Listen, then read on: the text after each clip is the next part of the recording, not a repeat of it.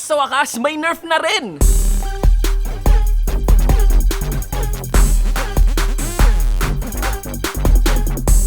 What's up guys, Shibu with one for an eye, and this time I welcome you to another video, a patch 1.0a breakdown ng LoL Wild Rift. So simulan na natin kaagad. Etong patch na to is very interesting kasi sinabi nila that the patch will be rolled out in terms of a regular basis. So ang mangyayari lang ay you'd be expecting more of this patch, pero pakonti-konti lang yung mga updates, and more so they've said din na yung mga updates na ganito ay more of adjustments and balances lang, no? So walang mga bagong elements na darating or papasok sa laro. And this patch are characterized of course with the addition of letters sa patch 1.0.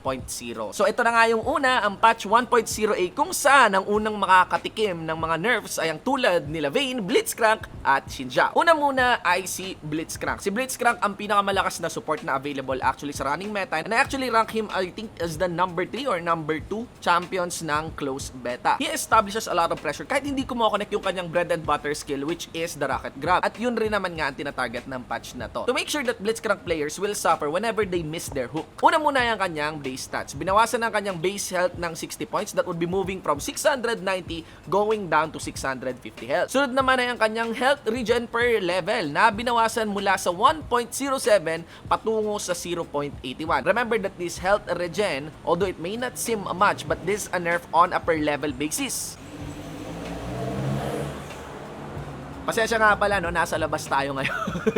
Hindi ko magamit yung sarili kong studio. Another one would be a nerf naman sa kanyang ultimate, which is the static field. Binawasan ang damage ng static field from 250, 375, and 500 patungong 200 na lamang, 325, and 450. A reduction of 50 damage mula doon sa static field. Pero para sa akin, ito ang pinakamahapding nerf para kay Blitzcrank. A cut on the silence duration ng kanyang ultimate. From 1 second, 0.5 seconds na lamang. And although it is just a 0.5 second reduction, that is very important. Kasi the moment naman na pumasok sa'yo ang Blitzcrank tapos i-connect yung static field silence, talagang i-spam mo palayo whether your flash or any dash out para hindi ka ma-crowd control ng Blitzcrank. So yeah, big nerf across the board for Blitzcrank, and I think this is enough to at least normalize yung play rate kay Blitzcrank, although I still think that Blitzcrank would do Blitzcrank things whenever he is on the Rift. If you think he is still playable, I think he is, and I still think he is a strong pick. Being the strongest, that is what will be put to the question. Sunod naman na nerf ay ang kay Vayne. Alam niyo naman na sa aking mga streams at sa mga videos ko, I did mention that Vayne is stronger in Wild Rift compared to the PC counterpart ng League of Legends. And also, tinatarget dito is of the Vayne solo lane. No? The Vayne duo lane makes sense, pero yung solo lane na Vayne, lalo pa kapag nag-pop off, kind of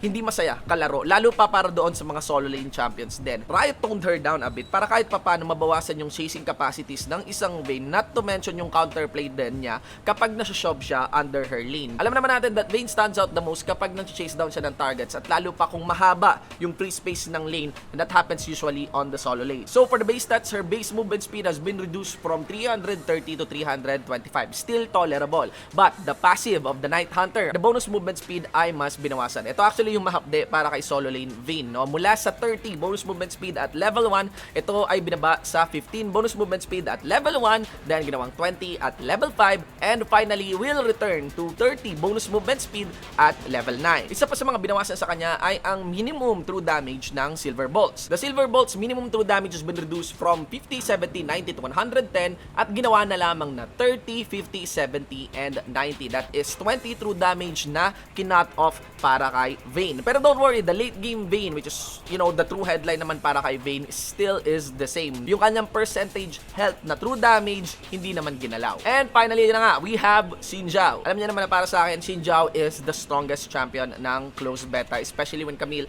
got dethroned. And even until now, I thought na mas later pa siyang in-nerf, pero napakaganda rin na dumating na nga ang nerf para kay Xin Zhao. He is a very easy champion to play with and is also very rewarding, and there's very little counterplay towards him, especially kapag yung ult niya ay available. For the nerf, una muna ay ang kanyang base attack damage. Binawasan ng 6 points from 70 naging 64 na lamang. Sumunod naman doon ay ang kanyang bonus health per level. Mula sa 115 naging 105 na lamang. Ang kanyang armor per level, which I think is very hard hitting, binawasan mula 4.3 patungong 3.9. Take note, again, this is armor per level. Habang ang kanyang magic resistance naman ay binawasan ng 8 points. It went down from 38 down to 30 magic resist. Isa pang malaking nerf para kay Xin Zhao ay ang reduction ng cast range ng kanyang Audacious Charge. charge. Binawasan mula 6 at binaba patungong 5.5. Although 0.5 lamang yon, Cast Rage is very very important, lalong-lalo na para sa mga targeted spells. Kasi trigger point yung mga ganitong klaseng spells, no? Ito yung parang form of initiate din ni Xin Zhao. Although it is 0.5, I think it is a big nerf down for Xin Zhao, especially on his initiating capacities. And finally, the biggest nerf na inilagay para kay Xin Zhao, a massive cooldown nerf para sa kanyang ultimate, ang Crescent Guard. So ang kanyang Crescent Guard cooldown ay inangat mula sa 80, 70 to 60 at dinagdagan ng 20 points across the board from 100, 85, and 70. So parang pagdating sa early game, napakataas nung dinagdag, that is around 20 seconds. Pagdating sa mid game naman, dinagdagan ng 15 seconds, and for the late game, that is 10 seconds. It may not seem much on the numbers, pero trust me guys, those timers, yung mga ganong klaseng oras, you'd wish na sana available yung ultimate mo, very very important, and that's why I think it is a very big nerf on Xin Zhao. This is Crescent Guard. This is his strongest skill in my opinion.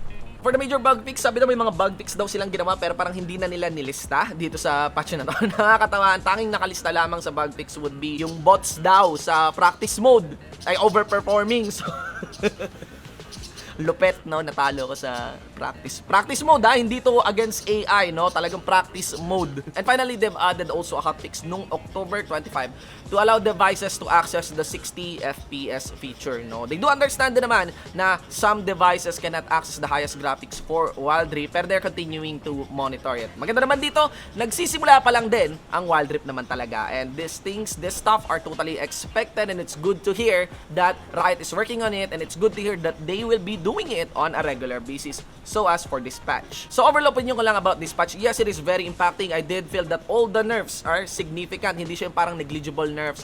Although I'm not so sure kung it is enough to dethrone the likes of Blitzcrank, and wala naman din tayong reklamo doon sa Vayne nerf. And I am very certain that Xin Zhao will be removed as the top champion na for LoL Wild Rift, no? Especially on the jungler position. My recommendation, kung if you are a jungler main or lalo pa invested some good time for Xin Zhao, and if you want another champion that holds the same impact, no, and lalo pa para may tank din yung team ninyo, I recommend Olaf. Olaf is still very very viable. And not to mention, ito lang yung reklamo ko pala sa patch, hindi ginalaw si Ezreal.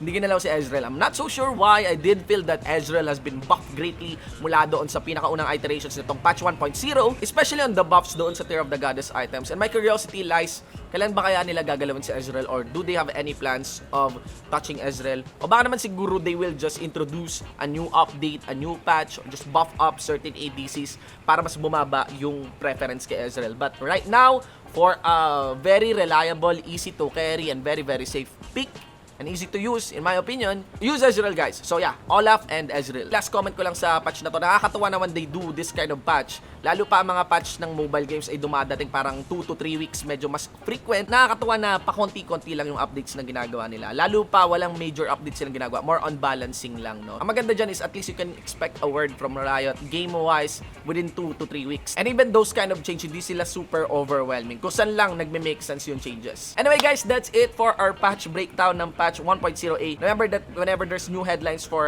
Wild Rift, especially those that impacts the game, we will be breaking it down. I'll be sharing my thoughts to you. Pero kayo naman ang gusto kong marinig. What do you think of the patch 1.0a? Let me know in the comment sections. Like if you like the video, subscribe to support the channel. And of course, I am Shinbu with the one for an eye. Always saying na lahat kayong gamers, mabuhay!